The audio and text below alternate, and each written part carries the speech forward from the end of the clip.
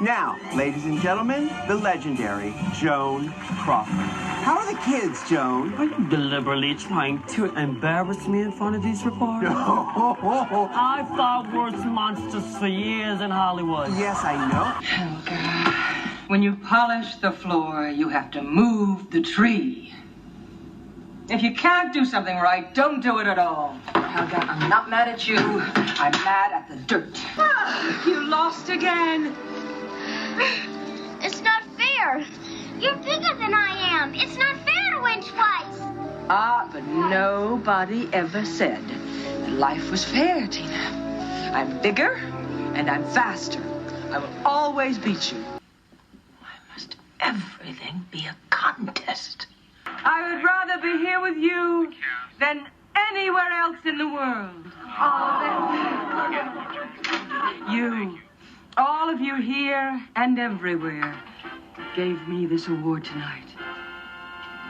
And I accept it from you and only you. Tina! Bring me the axe! Let's move on to Joan Crawford. What do you say? They clean all the wire hangers out of the closets.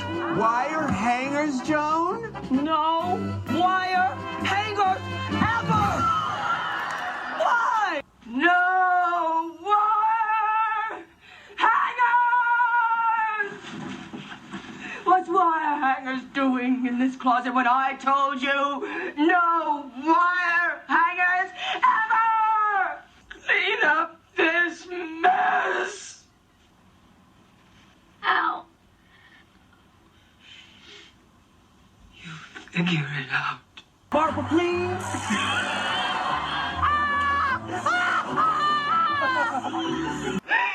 Barbara, please. Please, Barbara. I'll tell you what to do. Tear down that bitch of a bearing wall and put a window where it ought to be.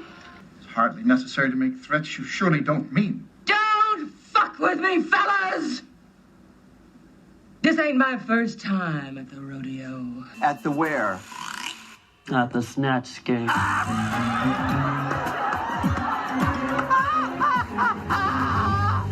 Why can't you give me the respect that I'm entitled to? Why can't you treat me the way I would be treated by any stranger on the street? Because I am not one of your fans!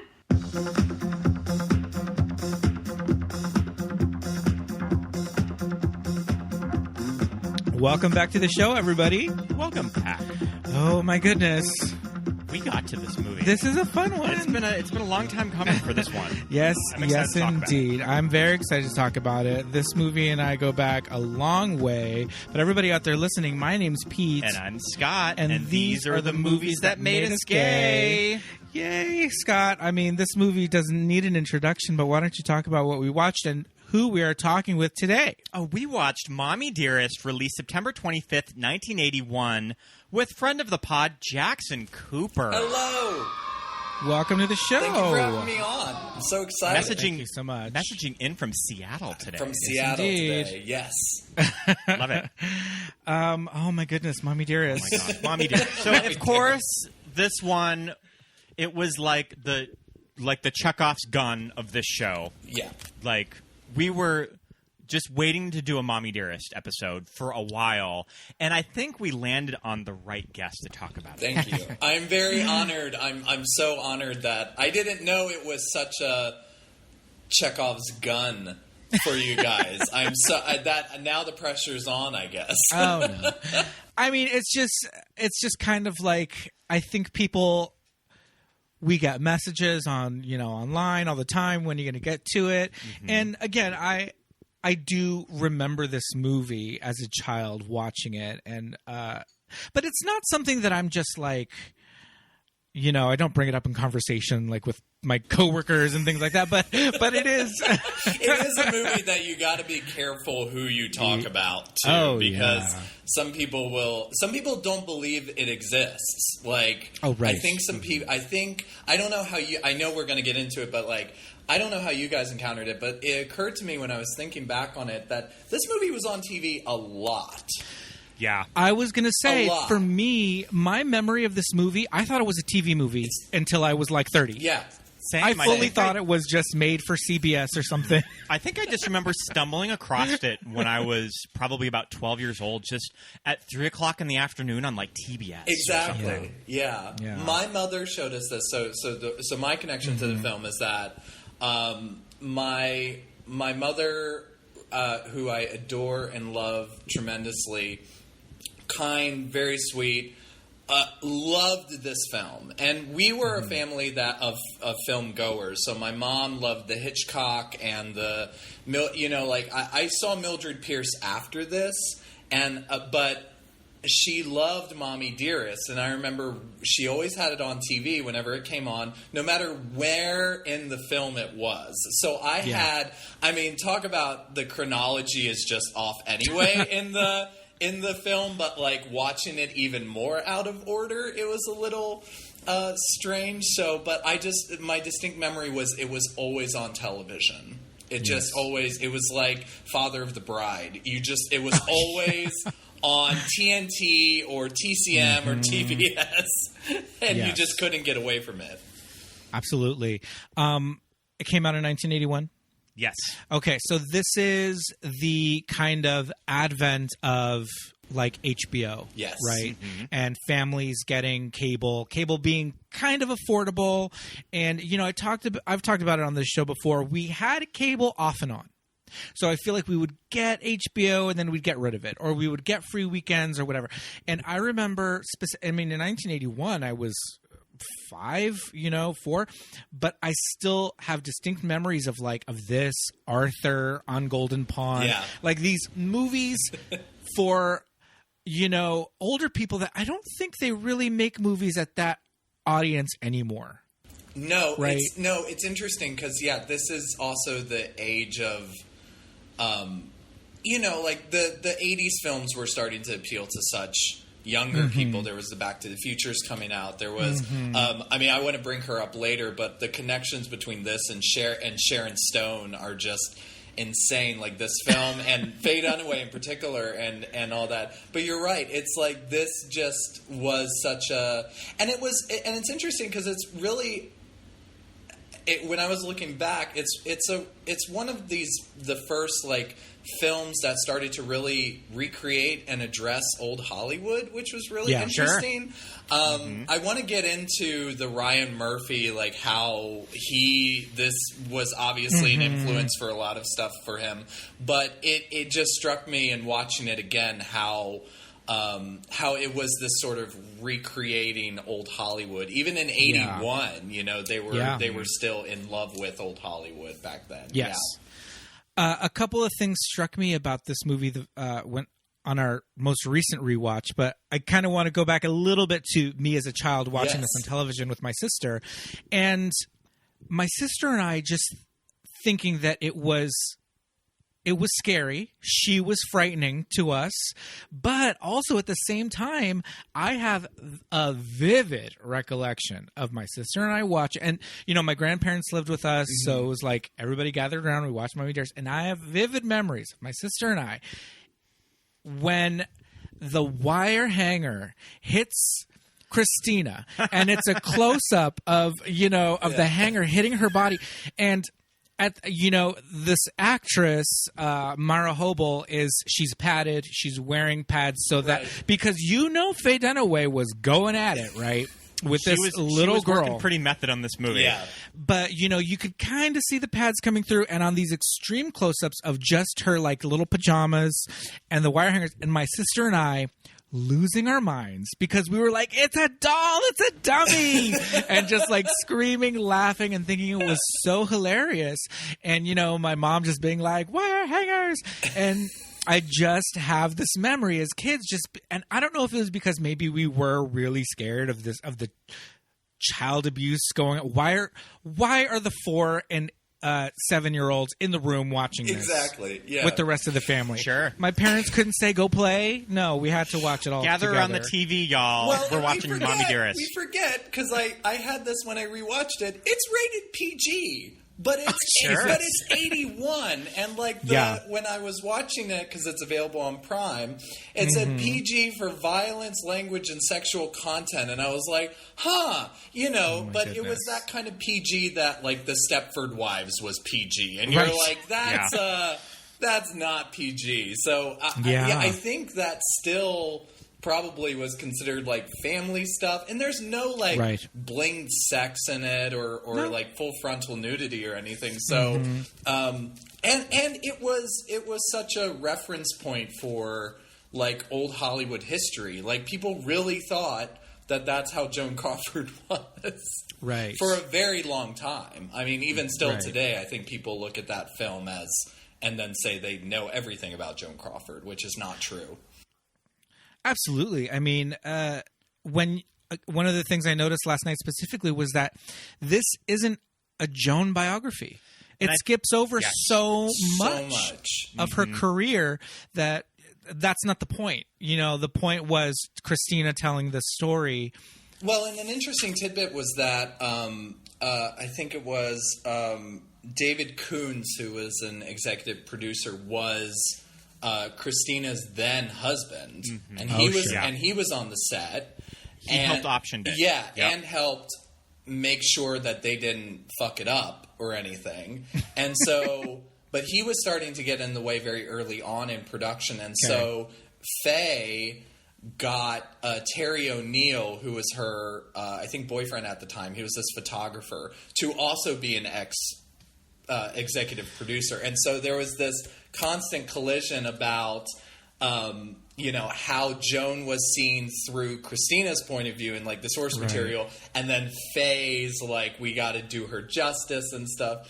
And you bring up a good point, because in reading about it, everyone thought they were making a very serious movie. Yeah. Like everyone thought and that's how it was marketed. Yeah, and everyone thought they were making this serious biopic of Joan Crawford, and it's just not true. I mean, it's insane. And when this book was optioned in 1978, because this book was probably optioned as it was getting published. It probably hadn't even hit shelves, and Paramount had a stake on this property. But also, like, Franco Zeffirelli, who did Romeo and Juliet, was attached to like the early scripts of this. And when they parted ways, it was because I think Franco Zeffirelli kind of wanted to do more of a traditional sympathetic view of Joan, and Christina was like, no.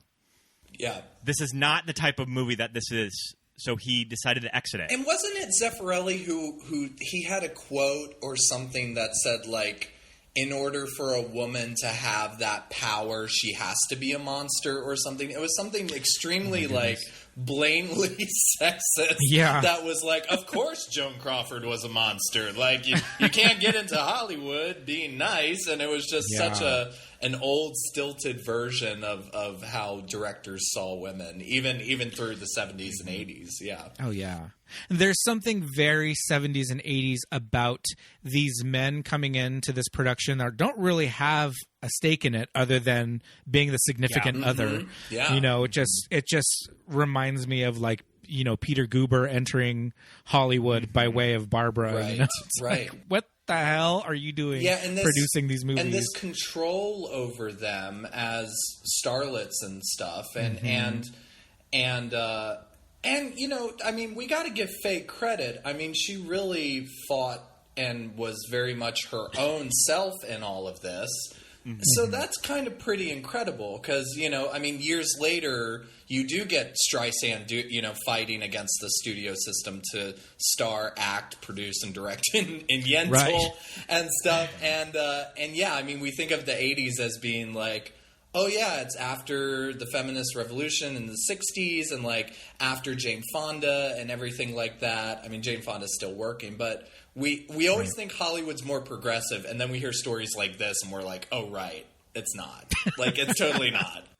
And I think a movie like this today would be directed by a woman, and that wasn't even an option in 1980 when they shot it too. No, and there's out of the 4 writers, I think. Well, is one a woman? I'm not sure. Tracy something. I assume. I don't know. Right. I saw. So again, we saw this a lot on television. My family and I. My mother loved it. I think because my mom loves old movies and she really loves Joan Crawford. Like, love Mildred Pierce, which again I saw right after this. And this was because I had never seen a Joan Crawford movie before this. So I was so young, I was like 5. I actually believed that this was Joan Crawford. And there was this part of me that was like, why is Joan Crawford playing herself in this movie about herself? And I also went, wow, she looks really good. And then, because she did. And like Roger Ebert commented on it. He came on set and was like, you look exactly like her. I mean, Faye's performance, just the way she looked, I was like, this is Joan Crawford. I don't even know her, but it looks like her. And it's funny, the most recent experience I had before watching it here was when I was curating movies at Alamo Drafthouse in Raleigh. I curated an anti-Mother's Day marathon. So it was Serial Mom and love it.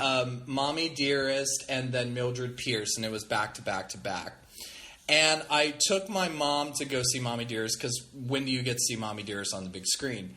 Yeah. And I introduced it and I said, it's cult classic, camp classic, gays love it, women adore it, it's very cathartic, it's very funny. And there was laughter for the first 30 to 45 minutes, and then everyone just got so quiet.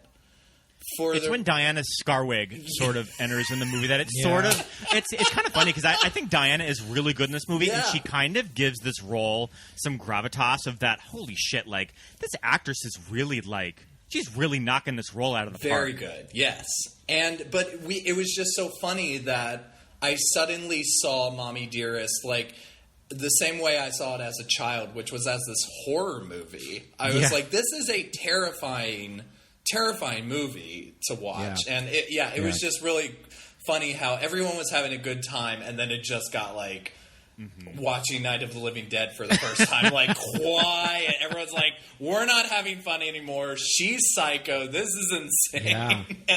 And I turned to my mom at the end and I was like, that was a lot scarier than I remember. That's the thing when you watch it, when you just sit down, dedicated, and watch it. I'm going to watch this from start to finish and not turn it off and not just watch select scenes of the movie. It's a pretty heavy experience. It's a very just sitting down to watch it. Yeah. And the only things the things that make you laugh are the clips that everyone knows. Mm-hmm. But then everything in between, either you just don't care because they're boring, and what was his name who played Greg? Stephen Forrest. I was just like, wow, talking to a piece of wood, this guy. I mean, and then I said, so it's either not good or it's just a massive peaks and valleys of just and we're up. And we're down, and we're up. Yes. There's no consistency to it, which I guess is probably why, because of the 4 writers involved, no one can make a difference or make an impact. Yeah. Another thing I noticed when we were watching it is there's no supers of what year it is. Yeah. It's difficult to tell. The time structure for Joan's life is so confusing. Before Diana Scarwood comes in, the only thing that we as a viewer have to latch on to is Christopher, because Christina is the same actress from, there's the baby Christina, and then once it becomes Mara Hobel, it stays her. But then there's 3 levels of Christopher. Exactly. Yeah. Yeah. until she gets shipped off to boarding school. Then you're like, okay. But still, you're just like, I don't know. What year is it? Well, and the only thing, it's so subtle, but it's at the beginning when she's in the car, she opens it, and it's Ice Follies of 1939. But it's that's such a, but that's still such a bad, Yeah, you're so right, because you can't trace the fashion changes, because Joan Crawford had her own fashion. Hairstyles never changed, so it was, and even like the invention of television, like, is never revered or this new thing. It's just like, and suddenly we're here, and all of a sudden she's fired from MGM and she's fighting for the role of Mildred Pierce. Mildred Pierce is kind of like a big plot. I mean, as it was in Joan's real life, because that role meant a lot to her and she really had to fight for that role. And kind of she finally got the real Academy respect of her peers when she won Best Actress, which she did not think she was going to win. So that was a big moment of her life. And I feel like it's sort of glossed over in the movie. Like, it's there in the movie, but I feel like it's kind of an even bigger deal than how they treat it in the movie. Yeah, because, this goes to Ryan Murphy's feud. I mean, that's a big integral part of that series for sure. And you're right. It was a sea change for her. And also, if you watch Mildred Pierce again, I mean, rightfully so, you are like, she deserves it. Yeah, she's incredible and absolutely against type. I mean, very much going back to kind of her roots of early 30s work and her melodramas and stuff. But it's very much skimmed over, and I always feel it's just this conduit to get to No Wire Hangers. Yes. Like, the entire film often feels like just a way to show her abuse, which is probably that Christina aspect coming into it. Because it is a film that, at its best, is in Faye showing the vulnerability of Joan. But that doesn't happen because the script doesn't let that happen very often. There's really good stuff in there. There's seeds of good stuff in there about, being a woman in Hollywood, being a single mother, being, all of this, the not amount married. Of work that it would have been to have been a female movie star in those days. Yes. And even oh, sorry, go ahead. Yeah. Oh, I was just going to say things like, the lengths that she went to get Christina, because I mean, they do show that, how they deemed her unfit because she wasn't married and she was twice divorced. She was like the original gay parent trying to adopt a kid. Exactly. Yeah. And like the real story is like they got her out of Vegas or they got her out of state or something, and he just says like, I pulled some strings, baby. And that's it. That's it. That's all we get. That's all we get. Which, if I were Christina, I'd be like, is that all you did? And also, it really hit me on last night's viewing that the twins aren't even in this movie. No. And the twins are such a huge part of her life. Yes. But the thing about the twins is that the twins' experience of the whole thing is completely opposite of Christina. Yes. So I feel like they felt like they couldn't even address them. Yeah. Because of that. Yeah, that's a really good point. Yeah, because when I was doing my research, I was like, oh, they are totally absent. And like, what a kind of a selfish move, on the part of Christina, of like that spotlight. And it's so interesting too, because there are those vulnerable moments, because there is this thing of like, she doesn't want to go back to poverty. She's really driven by by family and the family she never had and stuff. But again, we only get peeks of that or hints. I mean, there's that scene at the beginning where she's with Greg on the beach, and she's, he's taking jabs at her for like in her past and stuff, and she gets very defensive, rightfully so, but like mean. We see like one of the first inklings of her being just like vicious towards that. But you're right. It could have been a really powerful movie about being a woman in Hollywood, especially like I think about what you had said, if this were directed by a woman today and it starred somebody who was going through what Faye was going through, they would have really integrated that. Like, that would have really informed it. But people didn't really know, or I guess it wasn't as public at the time, that after Faye won the Oscar for Network, her career kind of really went down, and she was fighting hard, and this was going to be her comeback, kind of like Joan with Mildred Pierce. It was like she had to do this in order to be respected again in Hollywood. And then, of course, it just went off the rails and became Mommie Dearest. So, isn't there a television interview with Joan where they ask her, who would you like to play you in a movie? And she says Faye. I think it's true. Yes, there is an interview of that. I think it's something about who does she think has what it takes. Yes, sure. Yeah.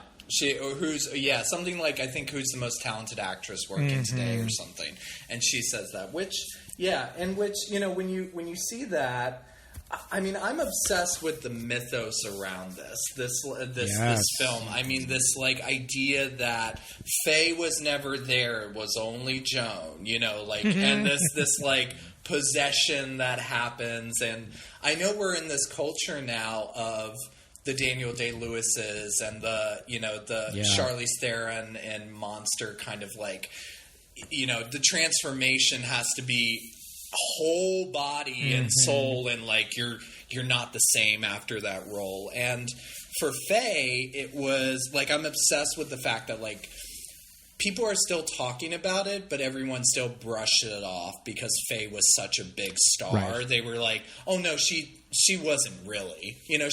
She's not that good of an actress. But she sounds legit when she talks about it. Yeah. Yeah, and I believe it. That wire hanger scene, I'm like, if that's not a demon coming out on screen, it feels like it. It feels like a 3D movie at that point. Yeah. Now, who plays Carol Ann? Rutanya Alda. Yes. Rutanya Alda talks about on the DVD of that slapping scene. Yes. And just like, they shot that scene like 7 times. And Faye never held back once when she slapped her. That's my favorite scene in the whole movie. That's good. Because it's so shocking. It's like, oh my God. But I feel like the shot that's in the film, it looks like it connects, but it's not, it's not as bad as when she hits Christina later on in the big, not one of her fans moment. But she, that's a great one. And then reading the lines from Mildred Pierce, I love the caricature elements of Joan in the styling. Yeah. The Christina birthday party. Yes. At the beginning, towards the beginning of the movie, the hat with the bow under the chin, and the huge rolls and the giant bangs. Didn't John Waters say that this is the first drag queen role played by a woman? And that of her at the birthday party is straight up like lip synca as Joan. I even thought when she's getting her morning routine was very drag, like literally putting. Love the opening shot of this movie. Literally putting on a face, and I was just like, oh yeah, there it is. Yeah. This was how I knew about camp. I right after this watched Valley of the Dolls, and like literally like months apart from seeing this, but I remember the thing about this that defined camp for me was just Faye's, you're right, Faye's outfits and just how big everything was. Yeah. It was just how like, it's kind of like, the mom in Sleepaway Camp. It's just like how big the colors and the everything, where it's like, that's all you remember. You just remember. And just I learned that women she wore shoulder pads so often and stuff, and just how fucking beautiful she was. I think too, especially as kids, that for the generation of people that saw this movie as kids, you just see these wild shapes. Yes. Her hair is in these huge rolls. Her eyebrows are just painted on, that the triangle shape, the shoulder pads to the waist, all of it. So that kind of thing for a kid, it just gives you this image. I think the director I feel like the director has gone thrown under the bus for a lot of years for this movie. If not from Faye, then from, I think it's just kind of become known to the general public. He didn't pull her back enough. He just let Faye run wild. Yeah. And he didn't really direct a performance out of her. Right. But what you mentioned, the opening shots of this movie where we don't see her face for, full 2 so effective. minutes. So effective. It is so good. And the ice bath to the face. The instant facelift, which is like the old school movie star trick. of an Which instant have you facelift. tried that? I've tried it, and it's awful. I tried it after I saw it with my mom at Alamo. Oh, my the next goodness. day, I was like, I'm going to do the ice bath and stuff, and I was like, I hate this. I don't know. So, not only is it an ice bath, but the thing that she did supposedly was it went from hot water out of the sink, because you can see steam rising out of the sink. Steam, yeah. Right. Then it's the ice bath, but she pours something into the ice, and I forgot what it's called, but it's like nightshade. I forgot what it was called at the time, but it was this thing that was used as a beauty product, and belladonna, something like that. Okay. And it's this thing that would like make your pupils a little bit bigger. It would make your pupils dilate. I feel like we've talked about belladonna in the show And before. it's just, but it's kind of like poison. Like it's kind of like really bad. Like you are like not. You can't buy it the way it was sold at the time anymore. Yeah. Like it's just not good for you at all. Oh, interesting. But there's something that she pours, a clear liquid that she pours over the ice. Yeah. Right at the beginning, and so she goes from the steaming hot, water to the ice bath with the belladonna like in it. It's a whole thing. Well, then I did it wrong. Right, maybe exactly. That's why it didn't work. Obviously, so this ain't no ice bucket challenge. And did you pull the bowl of ice out of the fridge in your bathroom? Obsessed with the fridge in the bathroom. It's iconic. I just did a little a fridge bowl in my and bathroom. then went like, okay. Because I was like, I gotta try this. But it was also, I felt very much like how gays criticize straight men by like washing their faces with soap and everything. Right. And Like was bar just soap, like, yeah. that's what I'm doing right now. I'm doing the Pretty Joan much. Crawford, yeah. Yeah. The house is iconic. And this Bel Air mansion. And the Rolls Royce. I mean, the cars. Yeah. I was talking with a friend today. I was like, the cars in this movie, and all the costume. I mean, I know the costume designer. She was like worked with Judy Garland and everything like that. And she hated Faye. I mean, I love the story that the crew hated her so much. Kind of like Sharon Stone. I think it was on Basic Instinct where like the crew peed in the bathtub. That folklore. I've heard that that. lore. That lore that it sounds too good to be true. I mean, come on. Right. But yeah, it's. I mean, the entire production design.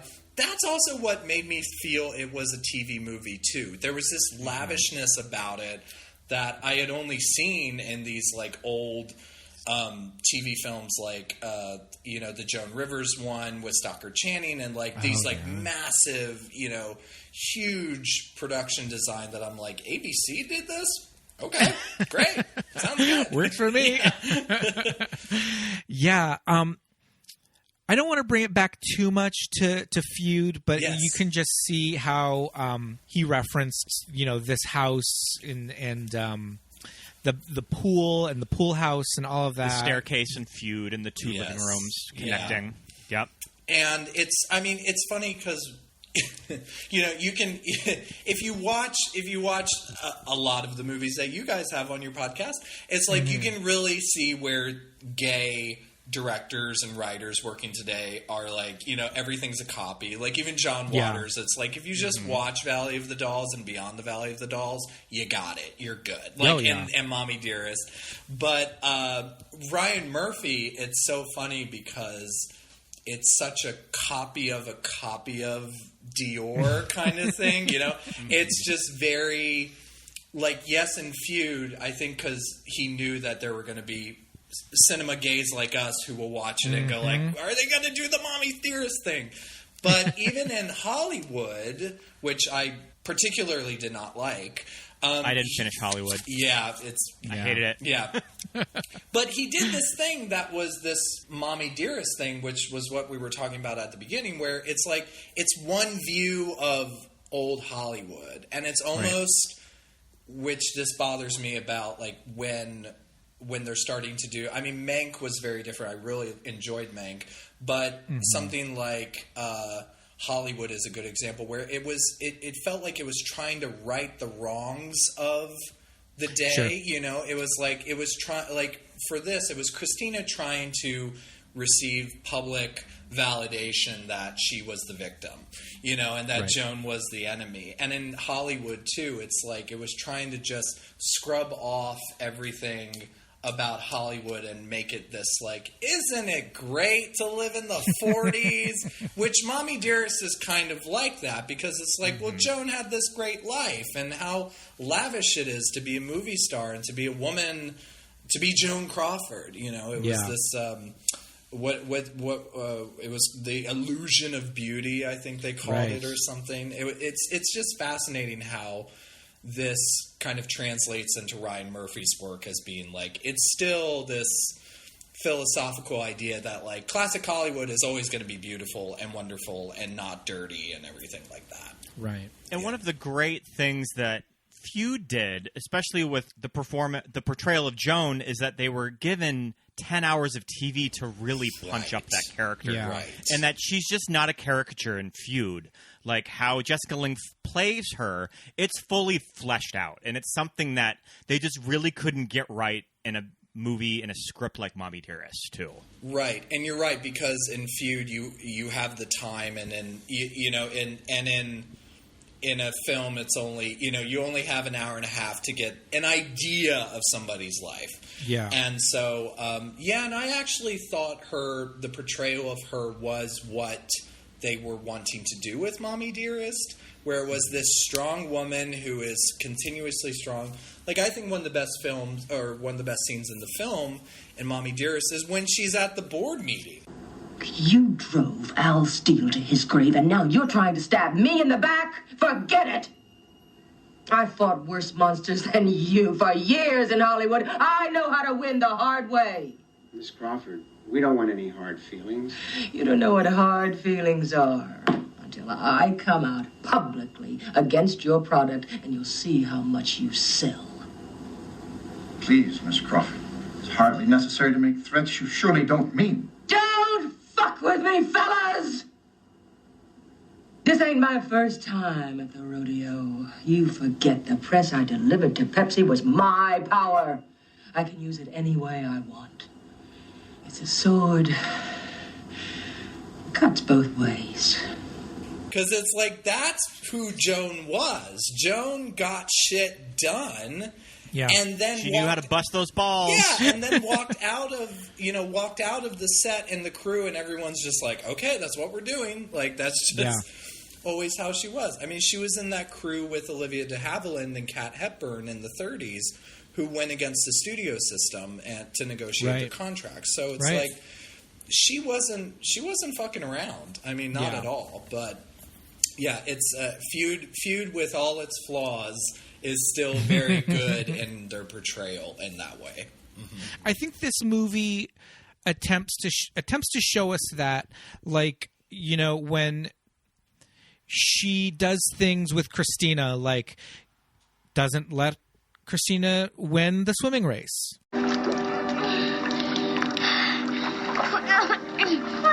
You lost again. It's not fair. You're bigger than I am. It's not fair to win twice. But nobody ever said that life was fair, Tina. I'm bigger and I'm faster. I will always beat you. Then I'm not going to play with you anymore. You know, I will always beat you. I'm bigger and faster. You know, and it's just her tough love. And Christina had a lot of opportunities that, I mean, if she would have stayed at the orphanage, those nuns would have been just as mean to her. Just as mean. So it was tough Still love. would have slapped her around, beat her with a wooden hanger, probably not a wire. And she one. wouldn't have lived in the lap of luxury. I mean, come on. She's so ungrateful in this movie. She's so ungrateful. I know. I wish there were the plastic slipcovers, though. That would have kind of really hammered at home just the type of woman that she was. Even through all the wealth and luxury, she wanted to keep it under this veneer of fakeness. So I think they tried to show us, like, well, she's trying to instill certain values into these kids, but then you would see, like, anytime Greg would be just like, oh, well, she's just a kid. It's like, all right, Woo, parent of the year right there. Yeah, we get it. I think that somebody like Carol Ann kind of plays it a little bit more like, well, we're in this house with her. Like, this is our life, and this is what we have to do. Like, it's time to get up. Let's go outside. Yeah. She wants to go, trim the rose bushes. I know it's 2 a.m, but you know what's wild about the character of Carol Ann, and the actor says that they cut it, is that Carol Ann, they set up that character that she was one of the women that would just stand outside of the studio and wait for her autograph. Right. And Joan just brings her into her limo of just like, you want a job? Get in. I love that. Yeah. They should have kept that in the movie. That's also very drag queen. Yeah. Yes. Totally. And if they don't say that, then they're lying. Yeah. It's I love the publicity campaign around this, how they were seeing that it was being taken as kind of a comedy, and so the tagline became what was it? It was like Faye Dunaway and Mommie Dearest, the biggest mother of them all, and something like that. Yeah. And she hated it. Like it blew her mind. It angered her, rightfully so. And that it was, she wins the Oscar, and then, a few years later, she wins the Razzie Award for it. Yeah. It's just...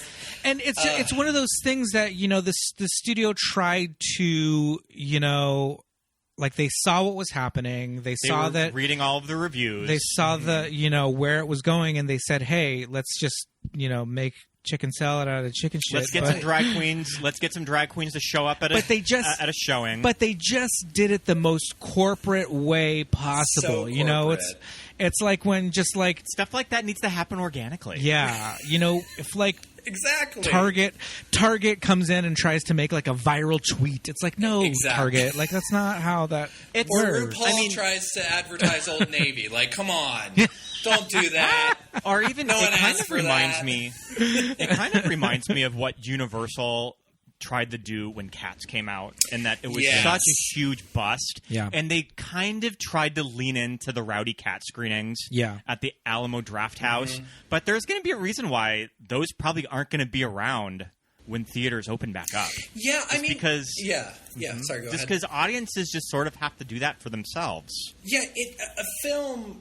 Because I've written about cult films and like how do cult films come to be about, and it's like you can't force a cult film, like you can't, and that's what really pisses me off a lot about movies nowadays, where there is such big campaigns around it that reviewers and even press releases for studios are now like destined to be a cult classic, and you're just like you can't can't say something like that, sure, we all like shampoo now, but it's like, or Witches of Eastwick, but it's like, but at the time they were like, no, it was just a film. Like, you don't do that. And of course we know that's how Pink Flamingos, Rocky Horror, The Room, all those came about. And kind of how Mommie Dearest was, because it was people like us who saw it on television, and also it was adopted by John Waters, RuPaul, Drag Race, all these people who took inspiration from it.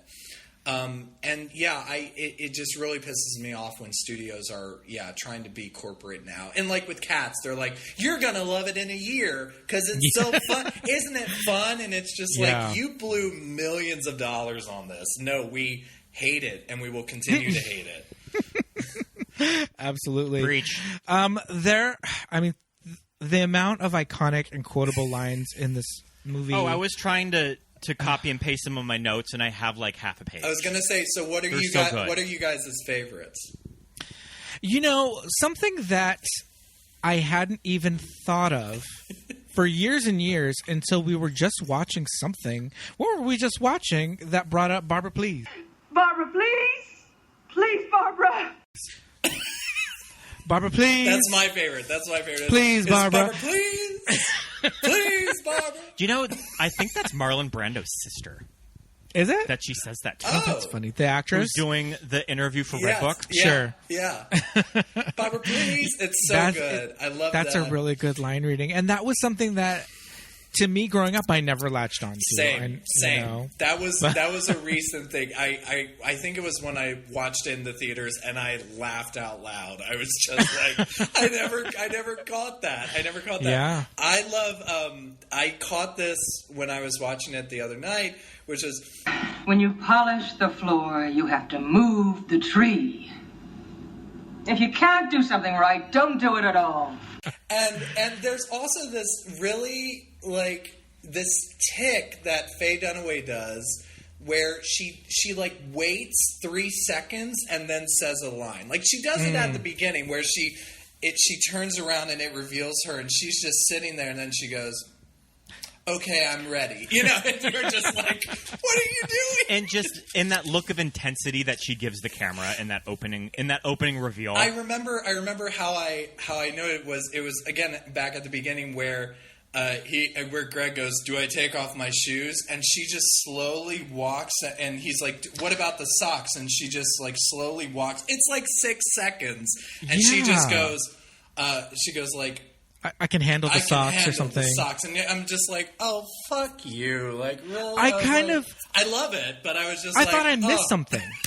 I was like, is that like double entendre or socks? Was that a 40s thing about the socks? A weird foot fetish thing? What? Like, yeah. What are you? I was like, what is this revealing about Joan? That delivery was so deliberate that I was just like, I don't understand. What's the deal with the socks? But then it cuts to them in the shower, and I'm like, is he still wearing the socks while they're in the shower having sex? Like that shot of her in the shower, where you see her getting wet. Yeah. This beautiful 3 shower heads, wig, 3 shadow heads, and you just see like Joan in ecstasy as all of this water pours of her. And I'm thinking of like the amount of work that production would have had to take.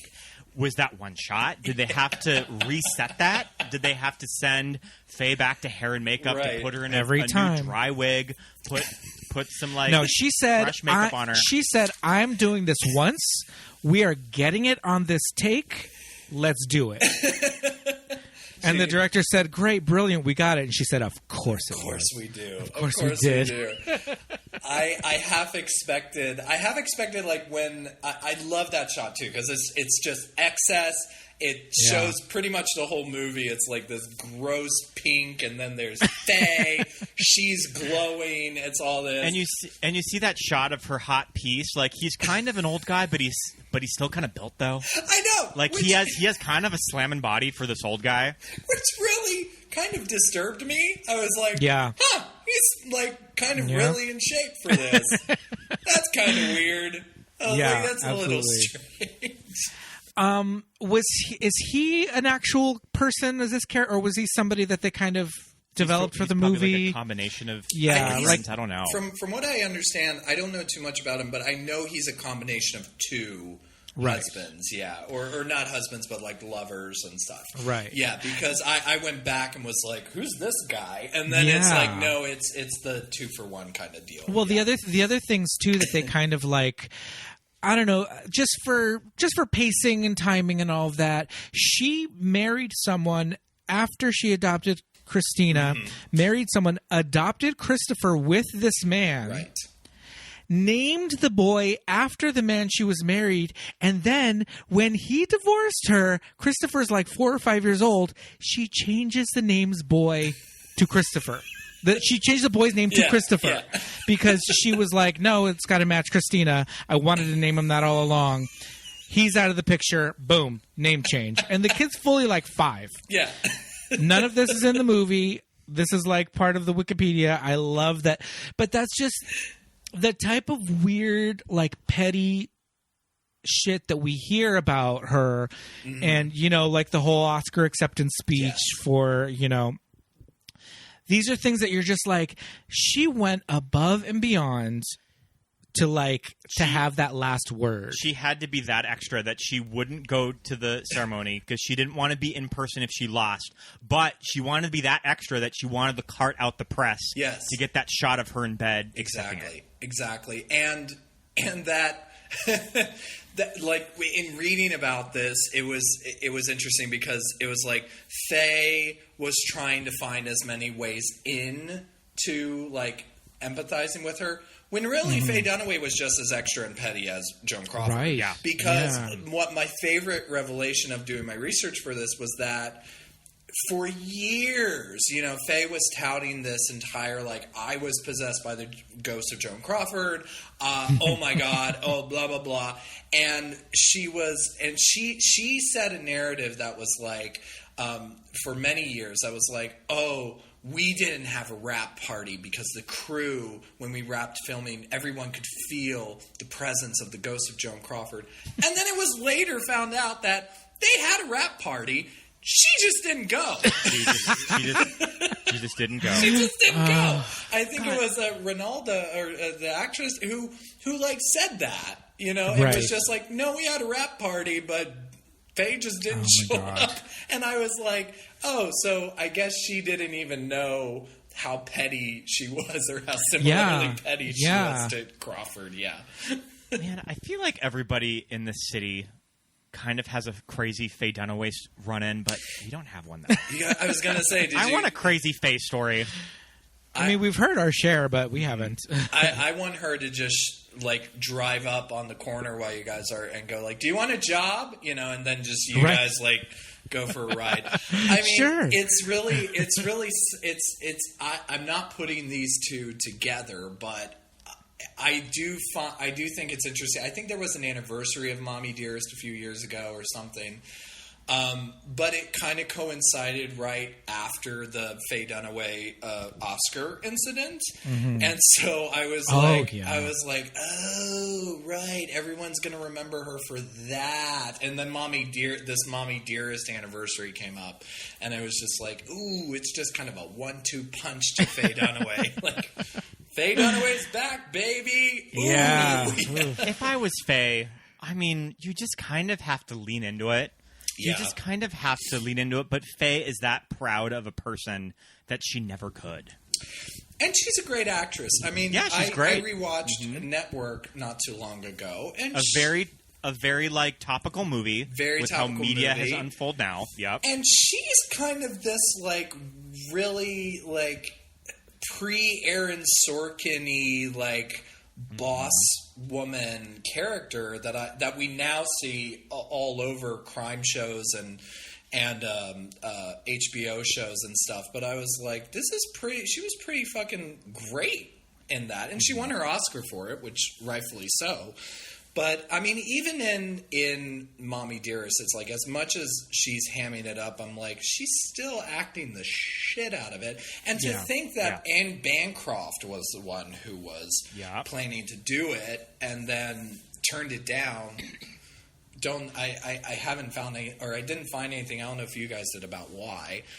I think that she turned it down to do The Elephant Man with David Lynch. Oh, okay. Which was probably the smart move. Yeah, right. I would not watch Faye Dunaway in The Elephant Man. Oh, my goodness.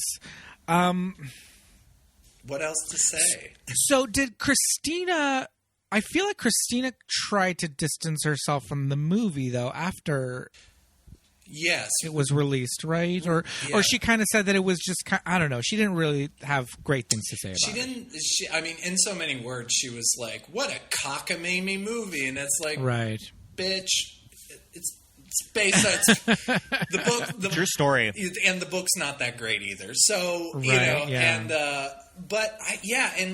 only recently did she wrote an op-ed for The Guardian or something that truly denounced the movie and stuff like that, and she really regrets it and really regrets I don't know if she said she regrets writing the memoir, but she was just it was not what I wanted and has brought me all this pain and trauma and stuff like that. But it's not, I don't blame her for. I mean, it's not sympathetic even to her, kind of, because she does come off. I think we had mentioned before, a little bit, like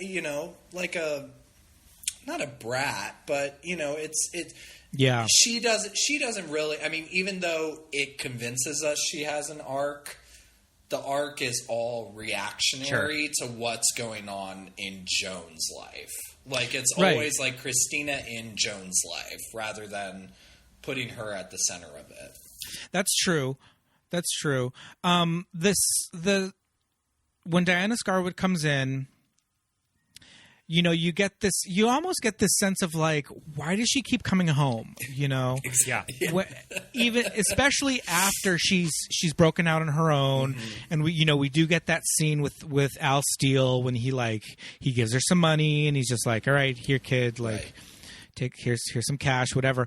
But you know, the iconic moment when, you know, Christina is laid up in the hospital. And I think she's having an ovarian cyst removed, and she's doing a soap opera. And it's a live soap opera from the 60s. Complete with, like, organ music. With the organ music. This is, again, another thing where I'm trying to figure out the timing of it. Yes. Because we still haven't had any indication of what year it is. But I love when she's laying in the hospital bed, and it's like, yes, she's just had surgery. She's recovering from surgery, ovarian cyst, big deal. Right. Probably in the 60s, probably even more of a big deal, getting knocked out and waking up again. She's laying in the hospital. They've made her up. It looks like she got hit by a truck. She got in like a car accident or something. She's got like bags under her eyes. She can barely move. She's sweaty too. She's like very moist. She's very moist, I think, if I recall. Yes. Yeah. And I understand that it's live, so we have to see this arc of, and they're showing us that the idea here is that maybe Joan was an alcoholic, and maybe she had a lot of shit going on and she was horrible to the crew or whatever. But when the first shots of the soap, when she's just looking over at, when Faye's eyes wander to those cue cards, so good. It just reminds me of like the scene in Pee-wee's Big Adventure when he's the bellhop and he just can't stop looking into the camera. And Faye's just like sitting there like looking off into the distance, and this poor actor off screen is saying all her lines for her. Yeah. But then, you know, cut to commercial, she like swigs that vodka straight out of the flask and is like, has a cigarette, and she's like, boom, I'm here. Yeah. Here I am. Come back from break, and she's killing it now.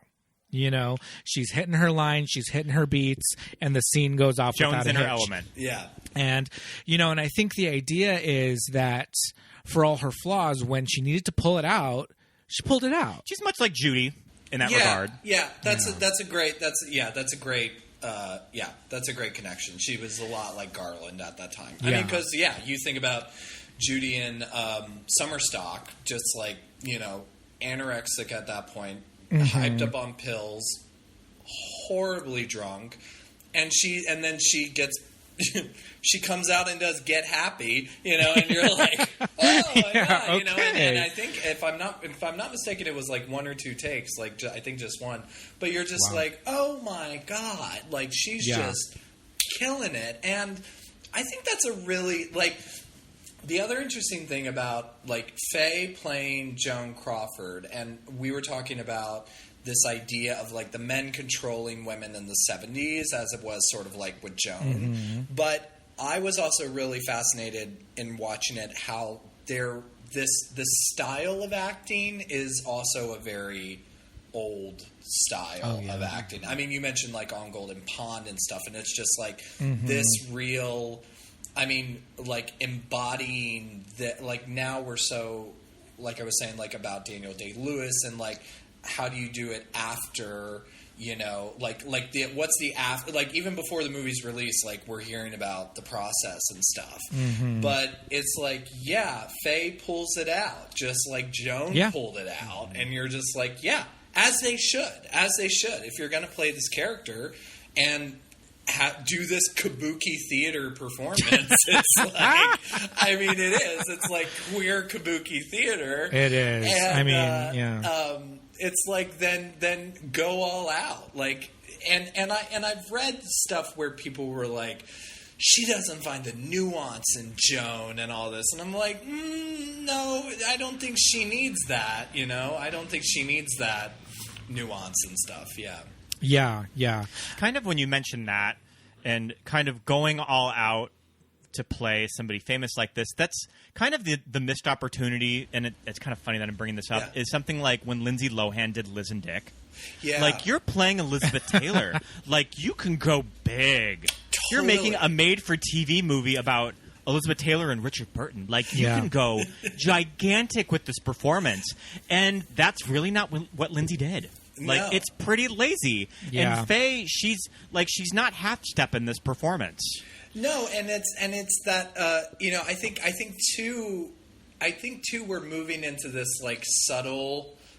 We are moving into like the nuancedness a bit more, because I think about like My Week with Marilyn with Michelle Williams, and it's just like she was praised for not doing a full out Marilyn, but doing this kind of broken internal, like everyone comes to me kind of thing, and yeah, it's just like, and I kind of long for somebody to do, and even like Renee Zellweger and Judy, which I've only seen clips of, but it's like she pulls it out, but it's all this like my internal psychological structure. Right. But I was like, I want a Faye Dunaway performance from Mommie Dearest from someone. I'm hoping that Lady Gaga playing in this Gucci movie coming out. I hope she's very big brash and brand. Yeah. Gosh, all of these stills that are coming out of this Gucci movie of her like feeding Adam Driver something on set, that fucking Instagram photo of them in their ski wear. Love it. It better deliver. I think it'll be good. It's Ridley Scott, so I have good faith in Ridley. They're a good fit. Yeah, I have good faith in Ridley Scott. Yeah. So on the DVD of Mommie Dearest, it's just an old DVD. It's nothing. Probably released new. Around like 06. But there are a couple of special features, and Frank Yablans, the producer, is on it. And I think he's very careful of when he talks about Faye. He doesn't want to piss her off. He does say things like, hey, it's scene 1. We are on the beach. We're burning daylight. The sun is setting. It is literally day 1. All of the crew are waiting for you, and Faye. she will not come out of her trailer. So he's setting the table with this story, right? So it's not like he's like saying like, "Oh, she was great." She was, he starts telling the story and like knocking on the door, saying, "This is the tone that you are setting for this entire movie." Damn. And then he said she came out and they didn't have a problem after that. But that's the thing. He said after that we had no problems. Mm-hmm. We'll see. Yeah. He also says that it was her choice for the wire hanger scene to have the mask, and the headband. The cold cream on her face, and talking about the Kabuki theater, and she just looks like something out of like Miyazaki with like this like the hair pulled back and the white face, and just like when she looks at Christina and says, because Christina says "Mommy," she says something "Mommy," and she says "Mommy what?" Yeah. Yes, Mommie Dearest. When I told you to call me that, I wanted you to mean it. She is inches from this little girl's face. And it is... Has this little girl gone on to do interviews of just how this role scarred her for life? I don't know. I know. Is she like, the Veruca Salt, going and doing interviews about Willy Wonka? Right. Yeah, I wonder. I really wonder. I also wonder, like, we talk about, like, you watched it with your sister, I watched it with my mother, and, like, I just wonder, it's interesting, I wonder what, I remember asking my mom, like, why do you love this movie so much? And she goes, it's just so cathartic, like, it's such a release. Wow. It's such a release to watch it. And my mother is not an angry person, just absolutely wonderful. But I was like, I just wonder, like, because for the gays, it's all about the performance, the glamour, and the camp of it all. And then, but I wonder, like, for like the mothers and the sisters, like what movie are you watching? Are you watching this movie are you watching a movie of motherhood? Because if you think that's a movie of motherhood, there's well, I a lot more suppose also with you. kind of a big theme of this movie, and maybe why people like your mother gravitate to it, is that it's a movie about childhood trauma, and we all have had trauma from childhood, and you just see this release of it in this movie that it could be cathartic for some people. Yeah. I love it. We talk a lot about how the gay community all these years have, latched on to this and drag performances and all that. And it's still today, a big part of RuPaul's Drag Race. And it's part of RuPaul's wheelhouse when it comes to quotes and throwing things out. And every time, Tina Burner walks on stage, it's bring me the axe and all of that. But there's a conversation about younger gay people not being aware of this movie because it's from 1981. It's 40 years old. I wanted to bring that up because the amount of gay people I've talked to who have never seen it, and I was on so I'm mid to late 20s, so I was on the cusp. Again, if I hadn't been watching television, I wouldn't have known about this until I was the weird gay who was like seeking out these like gay movies when I was young, like Pink all John Waters and stuff. But I know I've talked to a lot of gay people and queried on Tinder before I even meet them, like, hey, have you seen Mommie Dearest? And whatever happened to Baby Jane, which is also going into extinction in the gay community.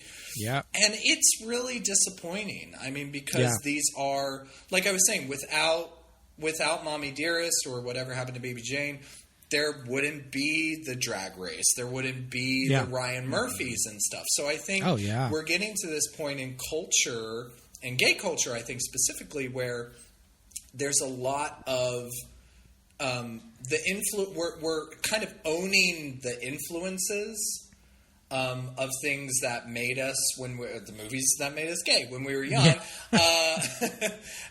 Podcast over. I said the title. Right. Yeah. And credits. I think a lot of gay creatives are owning those and making them their own without ever acknowledging that that's where it comes from. I don't even think. I also think just like the influence is so deep in pop culture for films like this that I don't think people even know where it comes from. Right. It's like all of the references to a movie like Diana Ross and Mahogany when just watching Drag Race. And we didn't watch Mahogany until like 7 months ago. Right. And then as we're watching it, we're just like, oh, that's where this comes from. I'm a winner, baby. And now, we looked at each other and we're like, oh, shit. Or that Bruce Valanche is the architect guy. Yes. And he tells the story where he's actually reading the lines, like the thing he's showing her are the lines. But you're right. I mean, it's and I'm just going to share a quick story. Speaking of Tinder, I was talking to this guy, and on his bio, he was like, love classic Hollywood. If you can guess my favorite actress, like your first wish is my command or something like that. Oh, dear. And I was like, or my favorite classic Hollywood actress. And I was just like, okay, so I was like, Judy Garland. I was like, just like, who are the three that all gays know, and and he goes, no, she's kind of obscure, but she's been getting back into the popular culture. It's Joan Crawford. I was like, kind of obscure.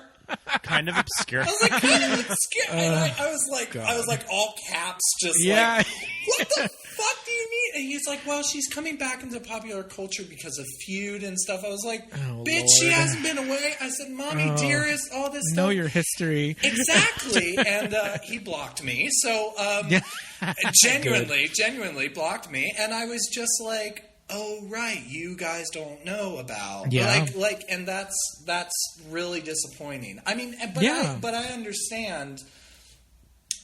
I love that Drag Race is there. again, like, was it the season, or it was All Stars 2 when they did, like, the film recreations and stuff.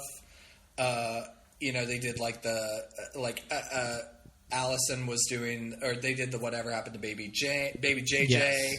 and Baby like JJ. the Show Squirrels. The Show Squirrels. Show Squirrels. There was the Female Trouble one from the Cha Cha Heels from John Waters, and there was like the Thelma and Louise one. Exactly. Yeah. It's Thelma and Louise. But I wonder if like people just laugh at that and then it ends with that. It's right. like I want, and that's what like really, because if you don't have somebody there to lead you to those things, like yes. I had a great, and he's he's still with us, but like I have a great mentor who knows about that stuff, and so like when I would bring up those references and stuff, he would be like, oh, that's this, and like you got to watch this, or you got to watch like. What is a friend of Dorothy? Where does that come from? It's like if you don't have somebody there to curate that for you, I think they'll just go in thinking that it's another reference on RuPaul's Drag Race. And yes, honey, right. like let's kiki. Yeah. This is so funny, and you're just like, no, not at all. Yeah. Wasn't there an acting challenge this year? I think it was with Denali in like earlier in the season where it was a boardroom reference. It was when they were doing the Hallmark movies. A window where a window should be. And Denali, like Michelle Visage really had to stress, this is a reference to Mommie Dearest, and these are the lines that you need to hit when saying this. And it's, how did you guys feel about that? I mean, because I've kind of sat with, like, my generation being very blind to a lot of gay references, but like, did that anger you guys? Like, how did that feel? I think a window where a window should be is a good line, but I think that it's not. I don't think it's as like super. Yeah, it's not as big as the rest of the lines in the script. Yeah. It almost even took me a minute to go like, oh yeah, it's when she's in the building his apartment or whatever. But so it's understandable. It does make me sad that. When she says "Mommie Dearest," and they're like, "Oh yeah, sorry." They're just like, "What, Mommy? What?" Is there something on my face? Yeah, kind of thing. Yeah, totally. And I'm like the drag queens that I know and love and who just do incredible stuff. Like there's some in LA, and like I know there's some in.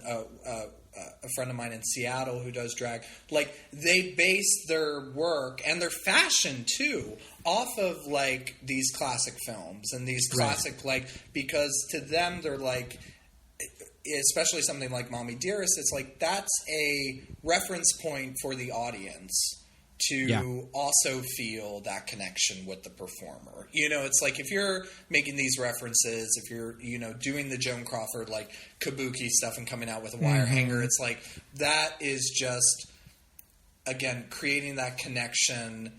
And it's this, like, these references are the things that connect us. It's like, it's like the movies you guys talk about on the podcast. It's like, this is what connects us.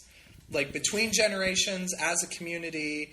And so to see that, like, I hope people are drawing the lines between the references and this, but I'm just worried that like, if we all don't share it, it's just going to keep us a little separated. Yeah, absolutely. Yeah. Absolutely. It's interesting because a movie like Death Becomes Her kind of is another one that, queer people just kind of rally around. Yeah. And for kids in their 20s, a movie that came out in 92, 93. Yeah. That's an old movie. Old person movie. And you watch Death Becomes Her, and Meryl Streep is sitting in bed with her head wrapped up and tape all, and it is exactly the exact regimen that Faye has got on when she's lying in bed. When she's lying in bed, and Christina comes in with the tray. Yeah. It's an exact reference. Totally. And yes, exactly. And you're right. It's this like, 92 is now what, 20 years ago, and it's also like I think Hollywood is doing this thing like.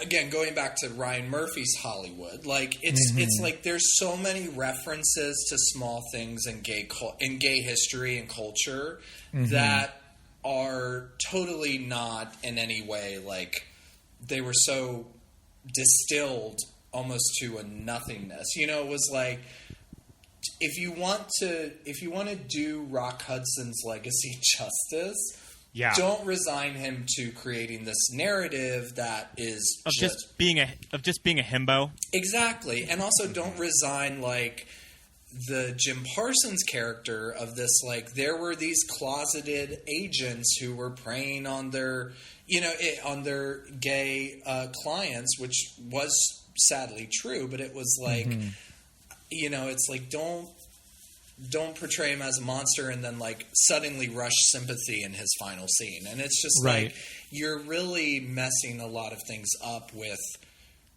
documenting queer culture. And if you have the opportunity, and I feel like Hollywood, there was that like fake poster going around that like Death Becomes Her was being remade. And it was just like, and like for a second I thought it was real, and I was just like, is that what it's going to take to bring gay people, to the original, or people back to the original? Are these remakes? And I'm just like, God forbid we have a Mommie Dearest remake. I don't know who I'd cast though. Probably Gaga or like Florence Pugh or something. As Joan, as Joan. But I was like, I hope it doesn't get to remakes being what brings people to be like, oh, that's where it comes from. Yeah. I mean, maybe something like Feud would kind of open a door for somebody to look up. Especially that the whole show revolves around Baby Jane, that it would make a younger viewer track down that movie just to know what they're talking about.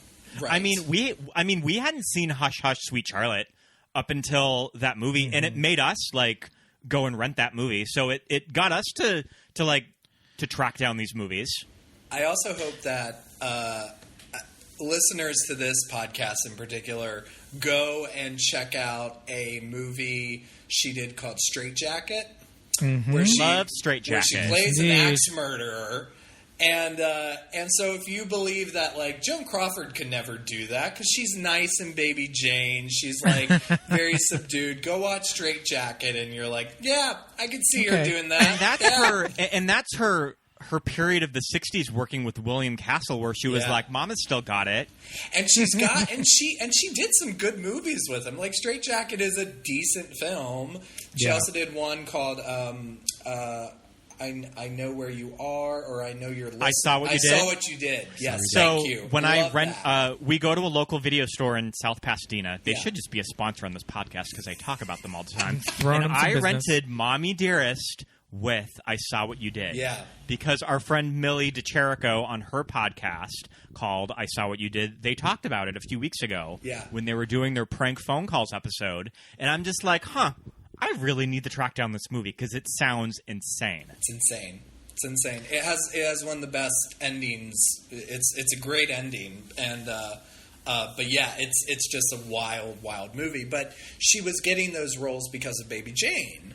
Right. And this like old hag era of or old hag horror or something like that, where it was hagsploitation. And it's also Grand Dame Guignol. Yeah. And it's just great. And so I also love that in the context of like the journey to Mommie Dearest. It's like this camp period of Joan and Betty Davis. And so when Mommie Dearest comes out, it's like we hold this as like this huge camp thing. But if you watch Whatever Happened to Baby Jane, Hush Hush Sweet Charlotte 2, I Saw What You Did, Straight Jacket, you're like, they were doing camp back in the 60s. Yes, and indeed. you're like, yeah, okay, great. This like portrayal of Joan as camp, you're like, nah, she was doing it to herself back then. Yeah. Yeah. That kind of leads us into, her later years, and, people kind of refer to it as her career decline doing these campy movies, just because for a woman of a certain age in the 60s and the 70s, there wasn't a lot of work. You had to go to genre movies like horror. Yeah, there wasn't a lot of work thrown your way. Finally, her last film was Trog. Yeah. Oh, goodness. Trog. Crazy. Trog. But, you know, Great. all this stuff is in it is in Feud, and it's kind of there to illustrate what, you know, she just wanted to work. Yes. You know? Yeah. Those scenes in Feud where they're playing This Is the End by the Doors. And she's going to work on the set of Trog and just like doing her makeup in her car like and just like swigging whiskey. And it's Yeah. just so sad. Yes, and it was such a sad time in Hollywood because it was the end of the studio system, and rightfully so. The studio system should have been abolished. Absolutely, my God. And but it was like with Easy Rider, everything changed pretty much. It was like Easy Rider and Bonnie and Clyde and all these like independent stuff. It just gave a reason. But yeah, the casualties were all of these actors. Because we were talking about TV movies, and it was like you see a shit ton of like old Hollywood actors, but also a lot of older secondary actors like going into TV movies, and you see the the woman who played Grandma Walton, was such a huge supporting character in like the 40s, 50s, and 30s, and after 60s, it was like she just went to television. So it was like you either went to television, you went to TV movies, or your career was dead, and you did exploitation, which was sad. I mean, really sad. Yeah. I mean, are there kind of cases like Barbara Stanwyck, who had a little career comeback in Thornbirds, which I think she won an Emmy for. But then also in the 80s, there was old lady stars like Angela Lansbury and all of the Golden Girls that were sort of given these unique opportunities on TV as well. Yeah, and that's a great point, because suddenly people wanted the older actresses, and even you get again, we're going back to it on Golden Pond. I mean, is a great is a great example in like Going in Style or Going My Way or something. It was just like these older actors still at it, still kicking, still playing, but the harsh reality was that they were still being produced by big budgets and Hollywood studios and stuff, but it was still being overshadowed by things like Jaws and these big Hollywood blockbusters. I mean, and again, people always forget that like Star Wars was a lot earlier than we'd like to imagine it to be, and so it's like, right, that fucking changed everything too. Jaws and Star Wars changed everything in the 70s. So there was like no way. We're like, and it's ironic because now we so revere older actors and actresses, and like especially in those roles. But up until even the 90s, it was like if you were a woman over a certain age, you only played a mother. You only played a mother, or you played a psychotic woman, like some of these women did. Yeah. Yeah, absolutely.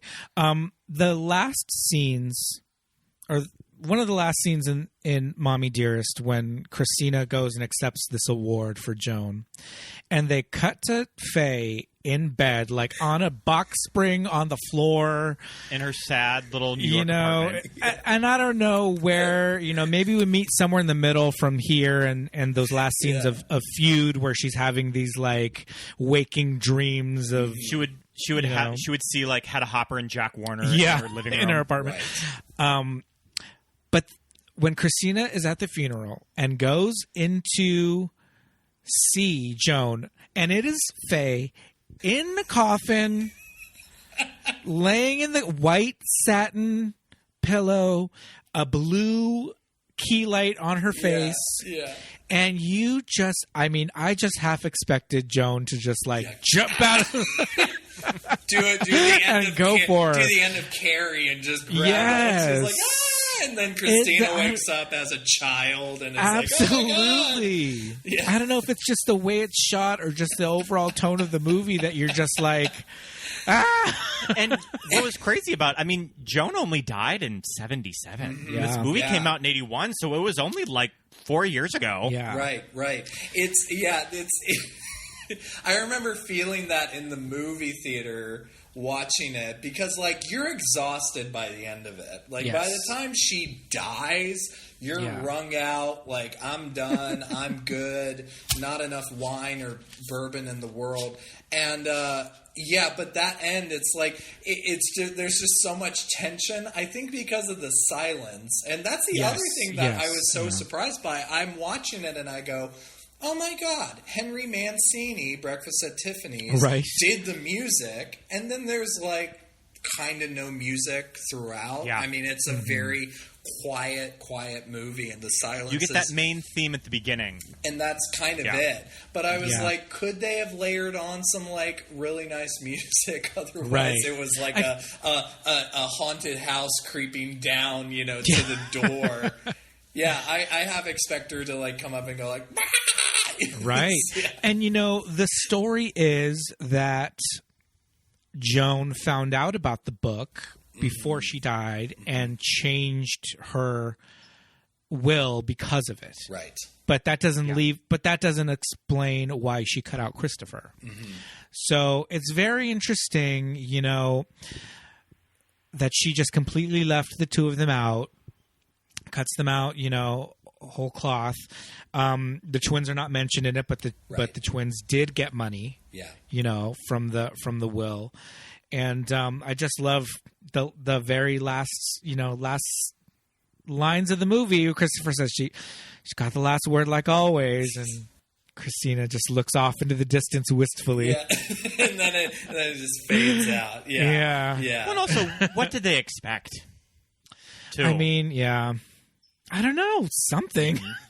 It's moments like those that were true that I was like, right, her, whether as much as we talk about the inaccuracies of the film, it was like her life was still such a film. Her life was still such a movie, and I really had to give it to.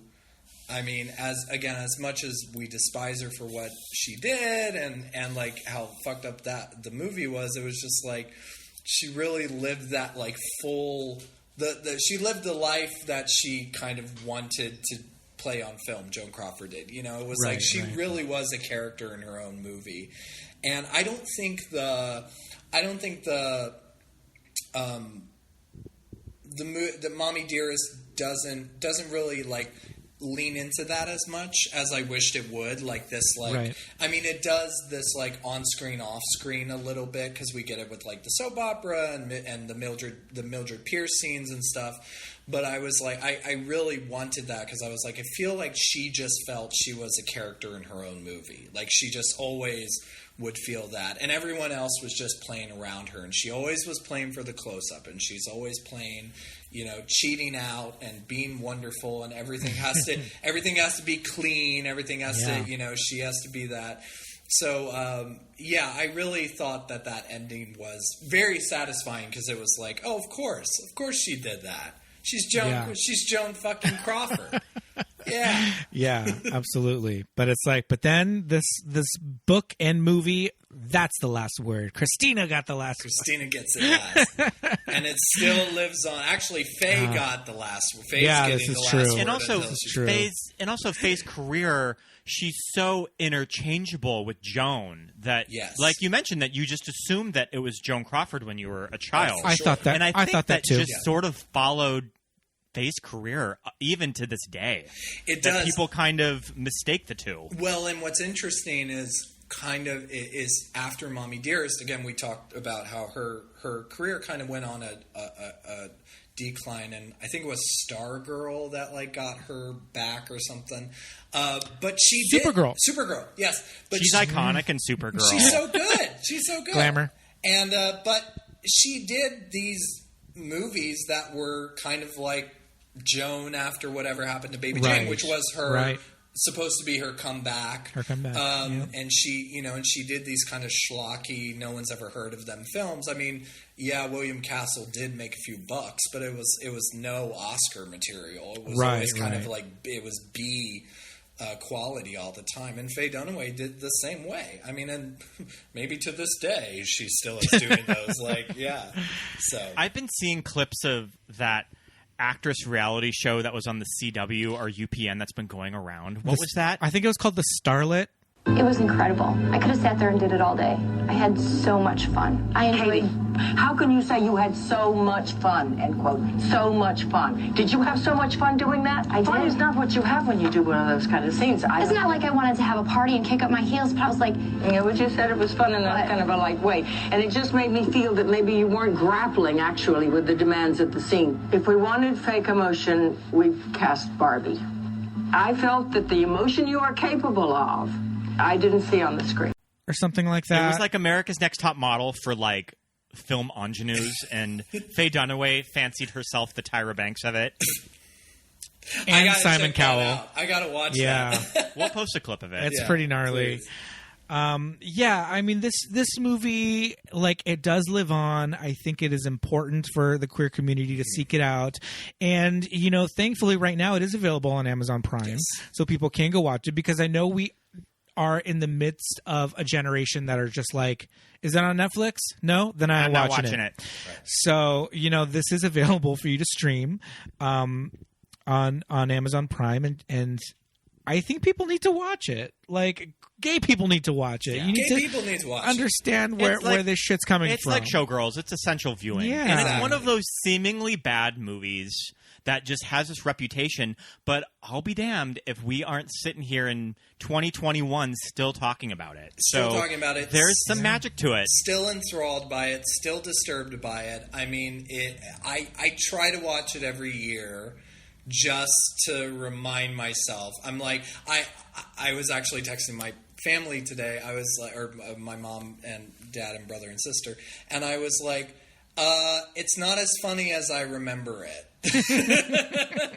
I said, yeah. But the moments that I laugh, they are so funny. So, you know, Barbara, please watch this movie. Yes, please, Barbara. Yes, please, Barbara.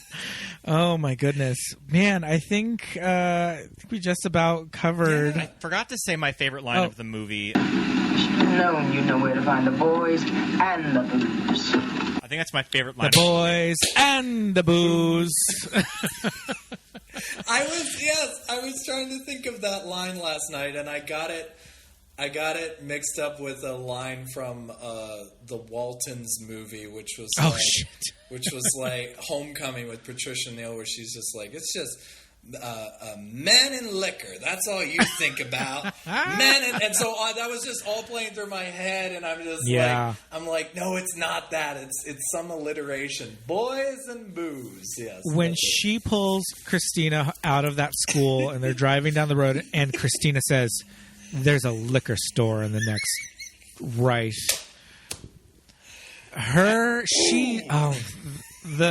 And we should mention that we live just down the hill from the Sacred Heart Academy for girls. We do. Is there a liquor store on the way? I'm sure probably. There's probably several. I'm sure that there's many. There's probably many. Yes. Yeah, absolutely. Oh my goodness. Thank you guys so much for having me on. This has been so fun.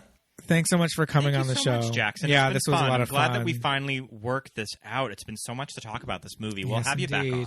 I was going to say, have you guys done Witches of Eastwick yet? Of course. Okay. That was one of my favorite movies when I was a little kid. Damn, I just watched it for the first time last year during the pandemic, and I'm obsessed. I love it. I think it's great. We had a podcast called That Age Well do that with us, Paul and Erica, and that was just my movie when I was 12 years old. Did I have any business watching that movie being that young? No. But I loved it.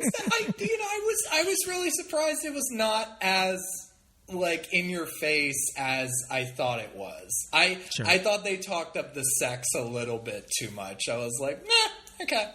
I was like, all right. They fly around. That's a little. I was like, okay, all right, okay. Love that movie. So that's great. God. Well, thank you so much once again. We'd love to have you on in the future. Yes, thank you. Until then. Until then, thank you. Yes, indeed. You're welcome. Bye. Bye, guys. And thank you so much, everyone, for listening to another good one.